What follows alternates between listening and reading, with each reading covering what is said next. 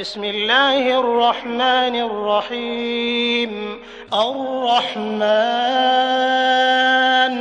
علم القرآن خلق الإنسان علمه البيان.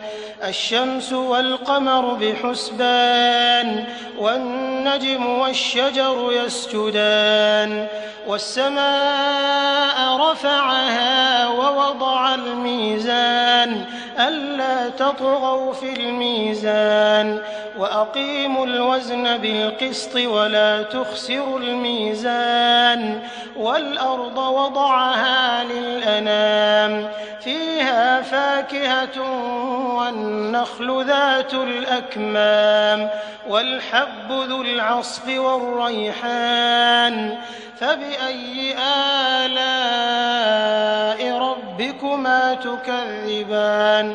خلق الإنسان من صلصال كالفخار وخلق الجان من مارج من نار فبأي آلاء ربكما تكذبان. رب المشرقين ورب المغربين فبأي آلاء ربكما تكذبان. مرج البحرين يلتقيان بينهما برزخ لا يبغيان فبأي آلاء ربكما تكذبان. يخرج منهما اللؤلؤ والمرجان فبأي آلاء ربكما تكذبان. وله الجوار المنشآت في البحر كالأعلام فبأي آلاء ربكما تكذبان. كل من عليها فان ويبقى وجه ربك ذو الجلال والإكرام فبأي آلاء ربكما تكذبان. يسأله من في السماوات والأرض كل يوم هو في شأن فبأي آلاء ربكما تكذبان. سنفرغ لكم أيها الثقلان فبأي آلاء ربكما تكذبان.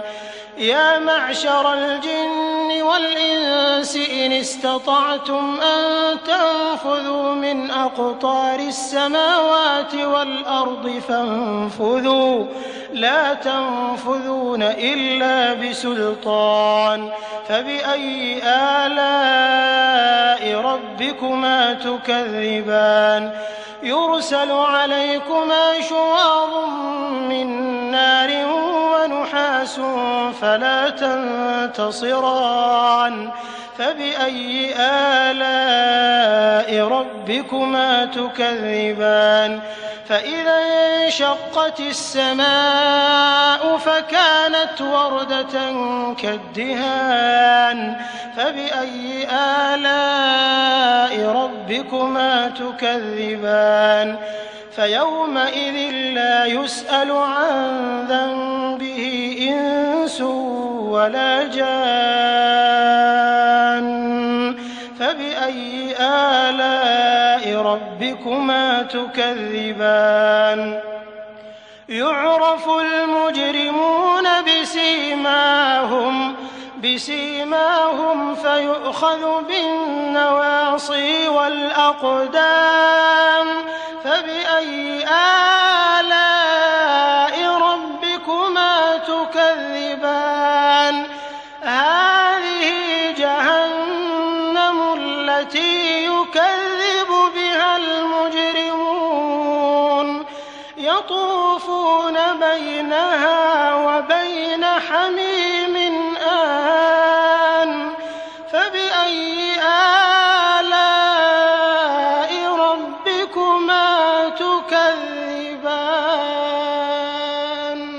ولمن خاف مقام ربه جنتان فبأي آلاء ربكما تكذبان ذواتا أفنان فبأي آلاء ربكما تكذبان فيهما عينان تجريان فبأي آلاء ربكما تكذبان فيهما من كل فاكهة زوجان فبأي آلاء ربكما تكذبان متكئين على فرش بطائنها من استبرق وجنى الجنتين دان فبأي آلاء ربكما تكذبان فيهن قاصرات الطرف لم يطمثهن إنس قبلهم ولا جان